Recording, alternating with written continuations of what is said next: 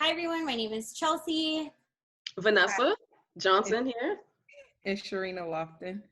And we are doing a review of Beyond the Hashtags. We will put a link to the article for you. This is a primarily qualitative article. They use a little bit of methods where they reviewed about 40 million tweets contributed by 4 million unique users. They purchased all of the public undeleted tweets from Twitter, and then they used hyperlinks as a reference list to create their empirical material. They included a bunch of graphic displays for network analysis. They broke Twitter timeline into 9 different periods around prominent hashtags and dissect each time frame to see who was speaking, what they were speaking about, and kind of how a social movement was born through social media. And I'm going to turn it over to Vanessa. What did you really like about this article?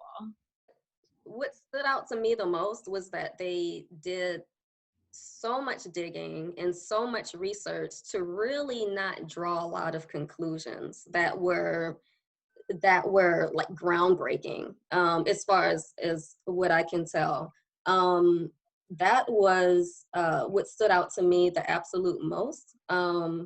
As someone who has dealt with data sets and sometimes that's exactly what happens. You go into some research thinking that you're going to come up with all of this information sometimes, or more than what you end up coming up with. And I feel like with this report, that's kind of what happened with the information that they presented in the end.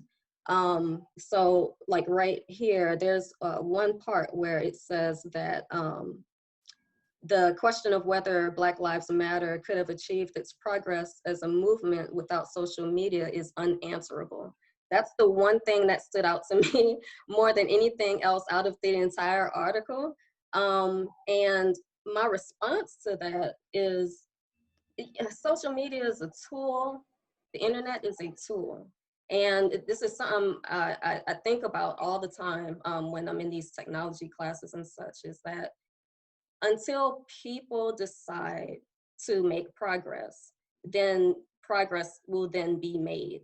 We have tools, we have some things to help us along the way, but ultimately the technology isn't going to decide that. So that was kind of my big takeaway from all of it. Great. And what about you, Ms. Sharina? I particularly in this time am not a person who likes to engage material like this, because it is very frustrating, and it's very aggravating to have to deal with these issues that, for me personally, I feel like are not being solved by social media being a part of the movement, because it's not really affording any real action. I think I mentioned in the Google Doc that like we have social media, because there was a point in there where they mentioned it's not enough to engage people. And I said, well, yeah, it's not enough to get convictions or to have people sent to jail for murder, which is what is happening. Exactly. So how exactly are you expecting social media to reach people? And two, it's kind of what we've been talking about in the class, like understanding your audience, like the Black community at large, even though we're not a significant population in this country, because by numbers at least, we're too divided, which creates for no focus to be had and no progress to actually be made. And again, this is my perspective on where we are today. And so this was just kind of like, yes, no shit, like, yes. Like, so really quick for context, the article was written in 2016 and it's now 2020. So yeah, I think it's only 4 years, but I think that makes a really big difference in the world of technology. Yes, because it does talk about, because it's mostly focusing on like 2014 to like 15. Yeah. And then it starts following these different deaths, and which one got the most Twitter hits, and which one made it overseas and such. So yeah. That was actually a little disturbing to me.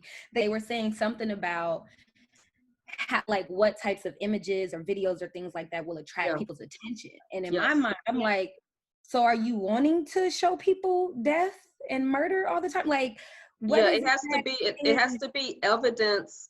It has to be images of evidence specifically to spark some type of interest from people that are not activists.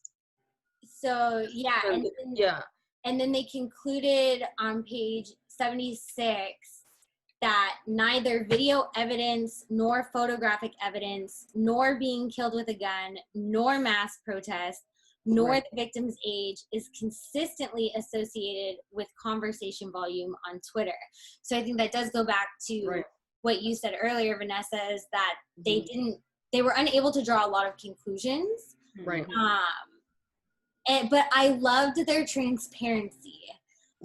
I felt several times they addressed the limitations of what their study is, what it is not, what they could conclude, and then all of these possible extra things that could have been going on. So how they said social media, could the movement have been made without social media?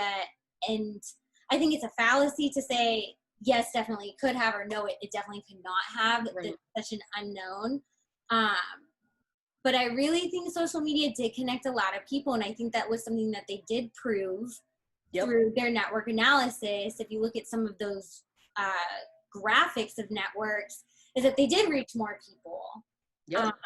And then the graphics also displayed what Sharina was just talking about, this division of like BLM1, BLM2, and how BLM1 is different in each time period, and BLM2 is different in each time period. So what are these divisions of communities, and how do we bring all of those communities together to really make social change? Right, and I think that another thing to add to that is like where it says, this was early on in the introduction. Well, first of all, they also, when you talked about transparency, they also have, I forget what page it was on, but they want questions. They want people to contribute to this research that they started. And so I just wonder if they just weren't asking all of the right questions to get the answers that may be there, that exist, if they, because sometimes you just have to change the way you're asking a question or change your method to get to the answer that you're looking for. So one thing they state in the beginning on page 7 was that the aim of this research was to understand whether social media can help Black people to pursue social change effectively. And again, they still go on to say that they really weren't able to answer that. I think in a way they did answer that, because I know, Vanessa, you had also commented on this, was the YBT group. Yes, I was going to hit on that next. That they were so active on social media. And so I feel like in a way they did answer that question. And we see this across races is, I mean, our generation just isn't civically engaged anymore in the way that people think of civically engaged. But I think the generation just after us, a little bit younger than us, are so involved on social media and so involved in social movements, but they're lacking, I think, that critical thought perspective. And I think that is a direct connection to education. And so when they're talking about the incorporating, the idea of incorporating the BLM into making it civics curriculum in school, that's, to me, kind of putting a Band-Aid on a deeper issue when it comes to how history is taught. I'm so passionate about this, about how history, or the lack of it, is actually taught in K-12 education. And there have been studies to show that when students cannot see themselves reflected in historical texts, outside of the ways that they have been shown, which are usually negative and not really part of American society, then that is very foundational to how they perceive government as adults. So when I was looking at this part about the young Black Twitter, and where is it? The part you were just talking about. It's in the How they're much less political. into the It would be, yeah. So like they're less political. It makes me wonder if it would make sense for them to do some more research and to investigate whether that's a reflection of a lack of trust in the political system among Black youth. Just generally speaking, because of lack of education, a lack of you know, we all know what the history textbooks look like.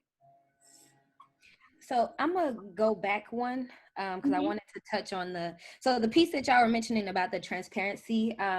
For me, I felt opposite of that. I felt like they kept kind of minimizing their study, and that for me was just like, how is that really making your source something that someone would pull from if you're minimizing it yourself? Like, I get the limitations, but they were saying, so at one piece they were saying about this isn't a political statement or stance or something like that in the beginning, and I highlighted it, but I'm down toward the bottom now. And for me, I was just like, well, why would that matter? Why was that necessary to even say?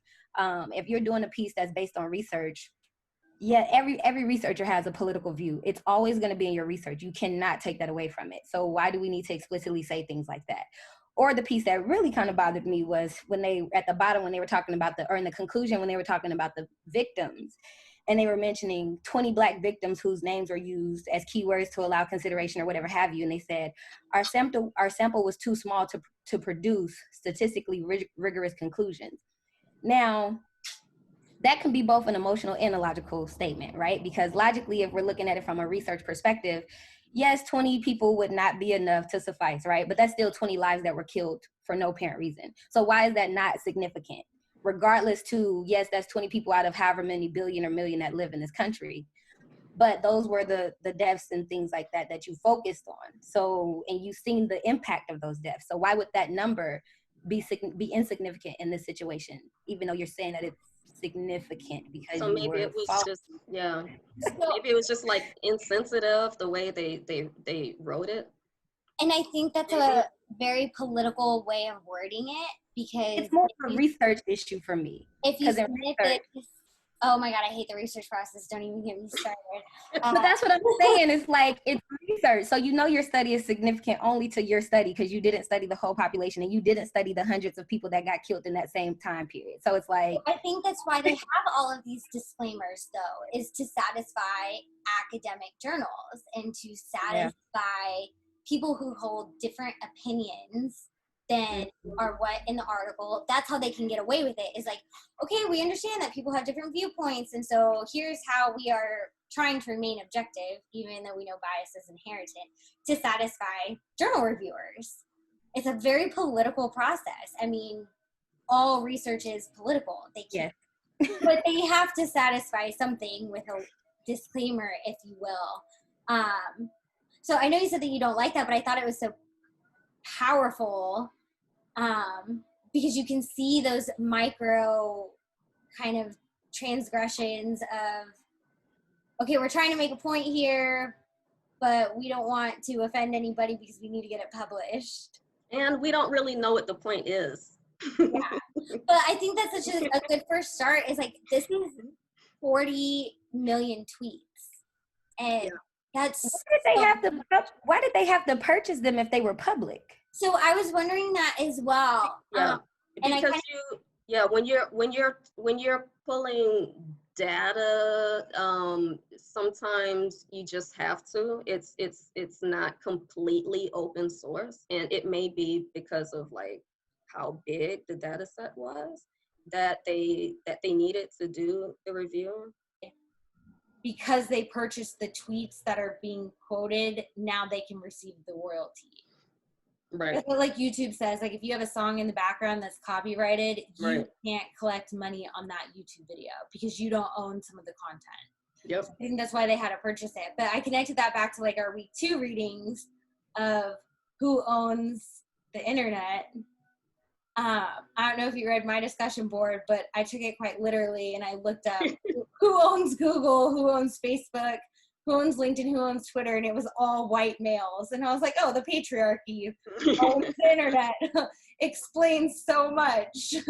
And well, and that is, and there's still a lot of debate about, well, maybe not who owns it, but who created it. Because way more people were involved with the creation of the internet than who is given credit for. So, but that's a completely different discussion. So we do have about 3 more minutes. Yes. So I want to kind of direct the conversation strictly to how is this relevant to higher ed?